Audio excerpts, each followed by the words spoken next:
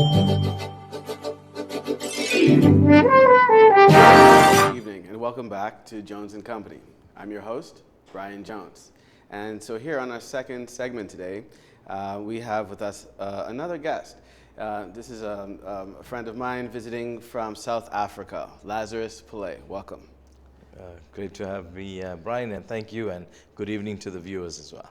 Fantastic. So here on the second segment of the show, we asked Mr. Pillay to come on and share with us a bit of his story, his background, what led him into his professional field today, where he is a well-known professional, reputable in the space of auditing, financial services, mergers and acquisitions, and he is a man of God as a pastor of his church. So I'll just turn it over to Mr. Pillay to kind of tell us a little bit about your background from what I understand were very, very humble beginnings.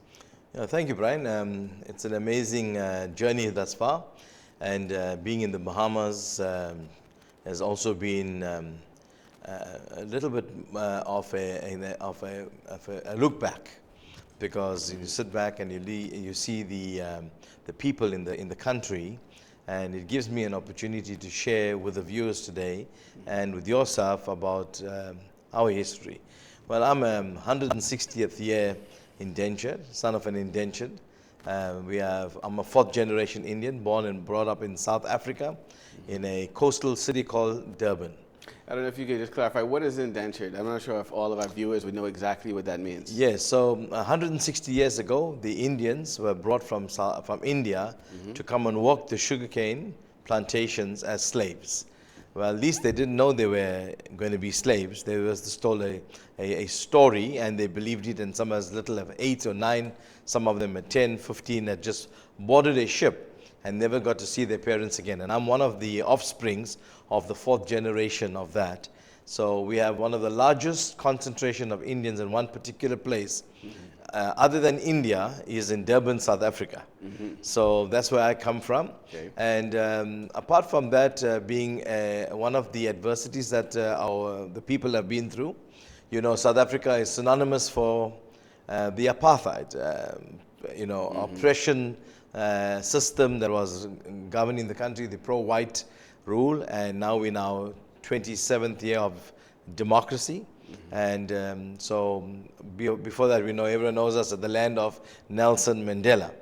So in my school days, just before I finished, I was also part of some of the political activity. I tried to go across out of our borders to try and fight for a little bit of the freedom that we have today. But it wasn't much lived, because by then we had already got into our democracy. A little bit of an encouraging story for the viewers and maybe some people today that are watching this show, Brian, is to say that there's hope. There's hope beyond measure. Right. And that hope is not because of a country or its systems or its politics or its opportunities. The hope is within people. Yes. You mentioned I'm a pastor as well, so I've always been in the ministry. My mom made sure that we followed the Lord strongly and strictly. And that's all we've had. During apartheid, that's all we had, because it was such an oppressive system. The socioeconomics was that people had nowhere to go. We had the Group Areas Act. So we looked to each other for community. We looked to each other for social life. And there was no life outside your communities. So, the Indians specifically, they rose above the adversity, and they pushed from that early narrative of being slaves, and they made life happen. Many of them started to own land and made themselves, successful. And that was maybe the second generation. And then apartheid came through, and then they lost everything. So my mom and dad had to go back to ground zero and start all over. So I've witnessed hard life. I've been, a son of a parent that didn't have anything. So my mom used to tender, what you call domestic work. And so I used to go with her as a little baby, play, and had nowhere to go. So domestic work, and then we attend odds and ends, vendoring in the streets. And there I am. So, nothing else happened. It was just pure hard work. And I want to encourage the viewers today. Hard work pays off. Right. So that's where I came from, and the backgrounds of being poor, and make sure that we just looked unto God, and when I say that with much respect, because people probably watching the show today maybe are looking at where does this hope come from. It's been taught that there is a purpose in everyone's life. Funny enough, I came to Bahamas now this week, and I'm here, and I'm glad I'm on the show. Great. I'm here to follow, the journey of a man that we all in South Africa loved, Dr. Miles Monroe. Yes. So, Dr. Miles Monroe in the 80s spoke into my life as a young boy. And I remember carrying Dr. Miles Monroe's bag to his hotel room. I used to go with him and chaperone with him when he was ministering, and he was a very passionate man, and he imparted the message of purpose. Yes. So being a minister for well over 35 years now, the message of purpose, the message of mission, the message of mandate, and the message of living to your destiny and your destination came from this man, Dr. Miles Monroe. Dr. Miles Monroe has contributed immensely to the country of South Africa, and especially straight after the fight for our democracy. He came to our country, and he was invited by government to speak. He was part of the entire transformation chapter that we all have now been enjoying since the ruling party, the African National Congress, has been in leadership since then. The party that Nelson Mandela comes from, the party that many of my friends and associates have been in prison for. And the message that when he came through spoke deeply into my heart. So for me, it's very nostalgic being at Trace. It's a bit of nostalgia. On Sunday, I'll be in Dr. Miles' church. And I think for me, it was wanting to come back and pay homage, wanting to come back and pay tribute to a man that we in the country, in Africa, and the continent of Africa know what Bahamas is about. If you ask any African, Bahamas, the first person they say, Miles Monroe, the home of Miles Monroe. Yes. So yes, he's contributed a lot to where we're at.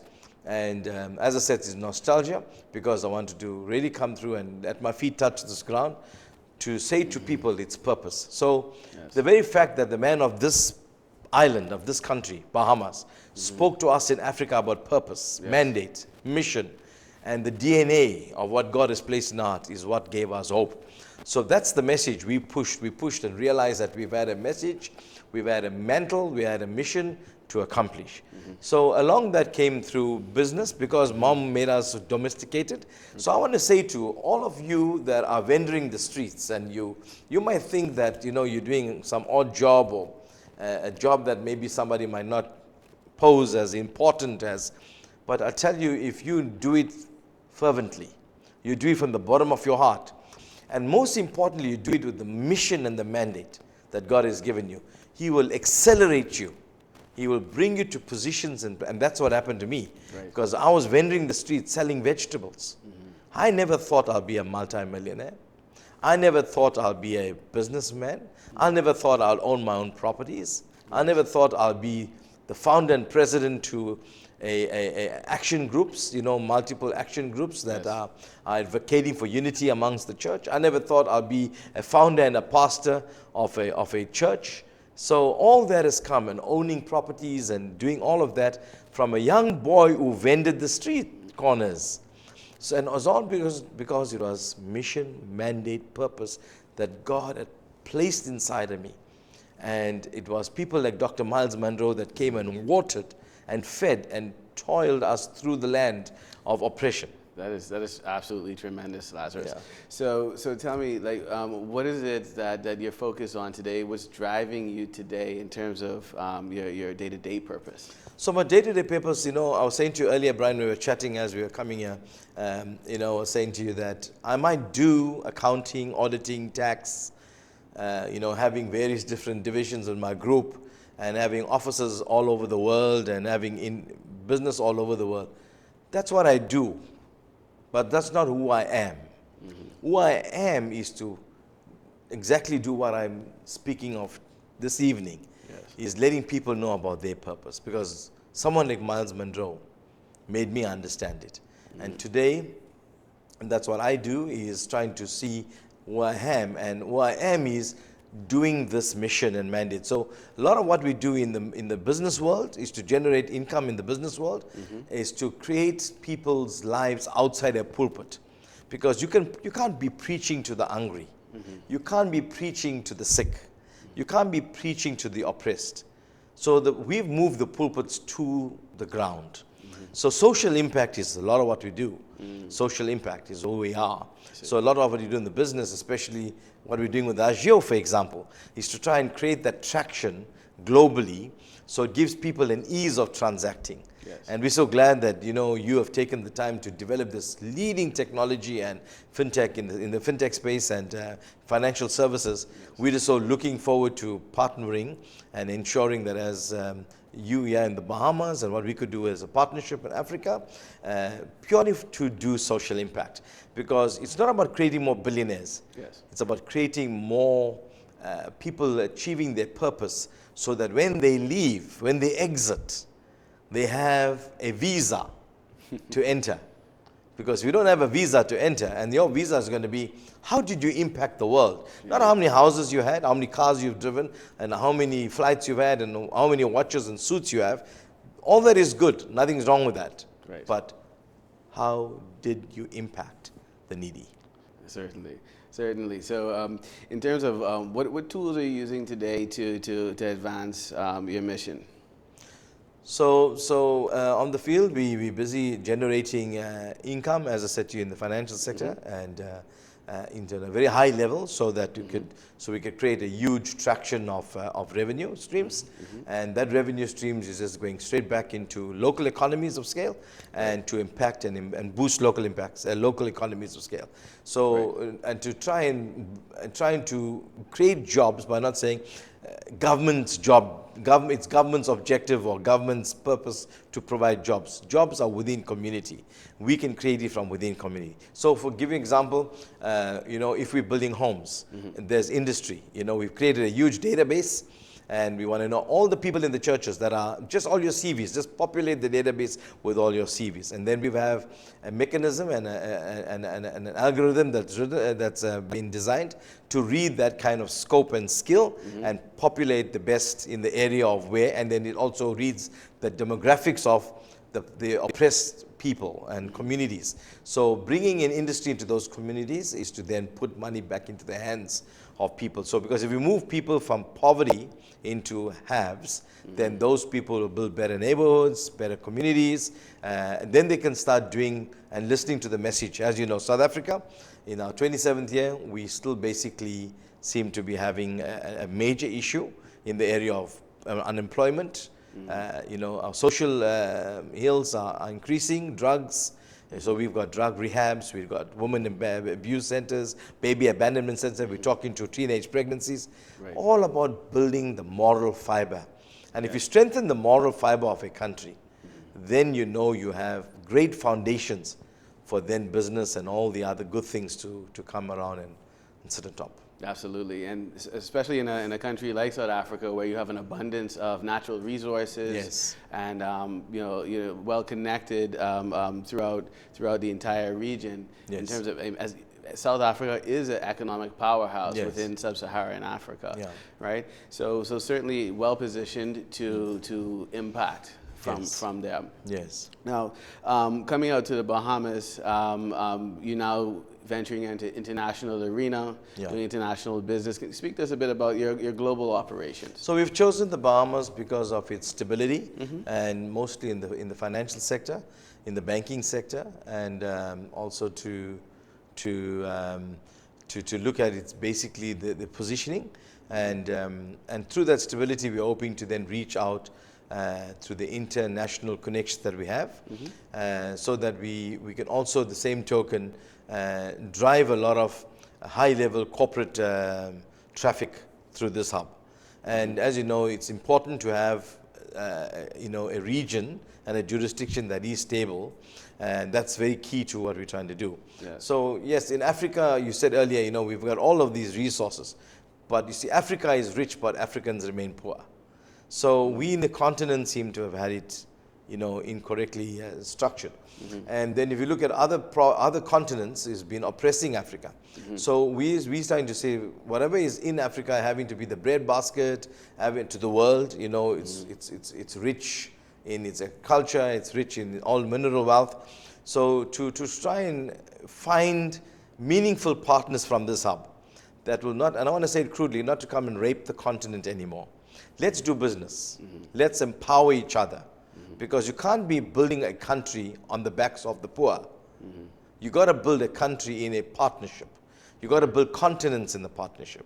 And that's why we're having all this war and all today is because of greed and power control. Right. So we're trying to say is how can the church, the global church, play its role and use global church, use global forms of interfaith movements and try to use your congregations, which is the masses, to turn around. Because if you move with the masses and you empower the masses, so yes, the reach from here on an international sector, firstly from the Bahamas being more a financial hub, and now on the digital financial sector and the financial services coming from the digital spectrum.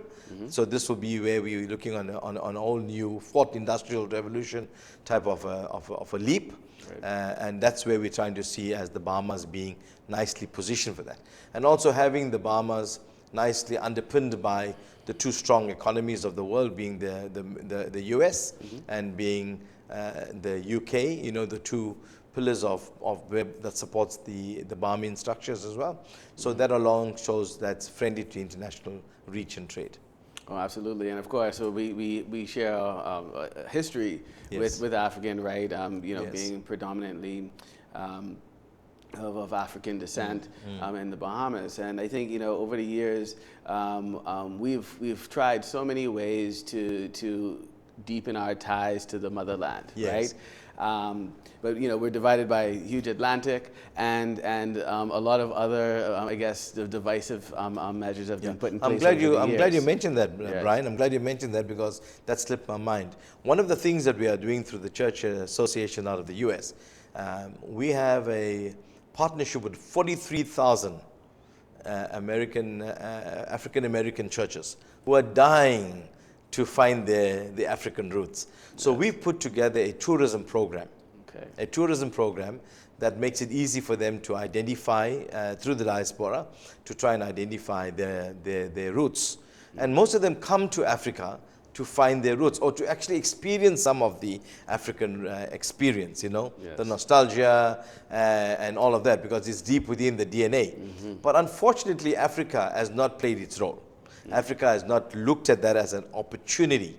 They looked at it more as a threat. Like for me, I go to India, and that's where I come from 160 years ago. So when I tell them I'm from South Africa, so the first thing they look at me from, oh, you guys, and that's the problem there with India. You go from the diaspora. Oh, you need to give back. So yes, we need to give back, but there is this yearning. What is this yearning? Let's tap as to what's in the yearning, and I think you've hit the nail on the head. Bahamians, if you want, and that's what we're trying to do, is that how do we not build a bridge, because the bridge has already been built. That's right. Not to build anymore, but to walk that bridge. So we need to walk that bridge. We need to navigate that bridge. Because every time you hear people talk about, oh, we got to build bridges, we got to build association, for hundreds of years people are building. Bridges have been built. It's a time now to walk it. Yes. And that's how we can populate, not just from a culture point of view, but also from a business point of view. How do we strengthen the Bahamas? How do we strengthen Africa? But just the one sector of this finding our roots, we can just, that's one sector alone. Right, and so how would you recommend that we go about building these relationships, building networks, deepening ties, so that we can have meaningful business opportunities emerge?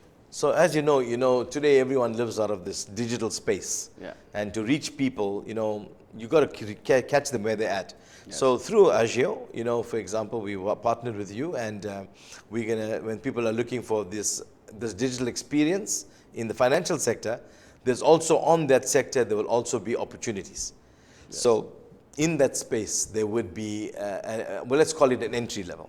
So people to inquire upload their data and say, this is where I'm looking to be and where I want to speak to. So that could be a doorway for us to then communicate back and use social media and use the digital migration, to try and arrest the interest. Indeed, indeed. And I know you have great aspirations in terms of what you want to accomplish, for your group, for your organization, for your communities, the communities that you're actively building. What would you say are some of your top priorities looking into the next 12 months, business-wise? Yeah, we want to try and, everyone talks about trade and everyone talks about how to do things. And I think at the moment right now, there is a critical status of where people are from an economy point of view, and especially from per capita. So you got to find something that's going to be more efficient and effective fast. Yes. So as I was saying to you earlier, with the fourth industrial revolution we have worldwide, we're trying to use that as an angle of saying, how can people aggressively increase wealth, rather than, so it's to try and put the narrative around it is not work hard, work smart. It's not about hard work, it's about being wise. So it's about work smart and not hard. So I think in the digital space and especially in the digital investment space, there's lots of opportunities for Bahamians to invest and find that they'll be basically investing in the very simpler things, that's creating employment, creating industry, supporting industry at its larger scale, but in a more efficient and a more transformative way. Fantastic. I think there's tremendous opportunities in your region, in the Bahamas, and globally. And of course, we're going to continue working together to build these synergies and create opportunities for others, and also make that impact across the board. So I just really want to thank you, Lazarus Pilay, for joining us today on Jones and Company. It's wonderful hearing about your background, your story, and just thank you so much for sharing with us. Thank you. Thank you. Thank you very much. All right. Well, have a good evening. This show was brought to you today by Agio Digital. Thank you for joining us. Have a wonderful night.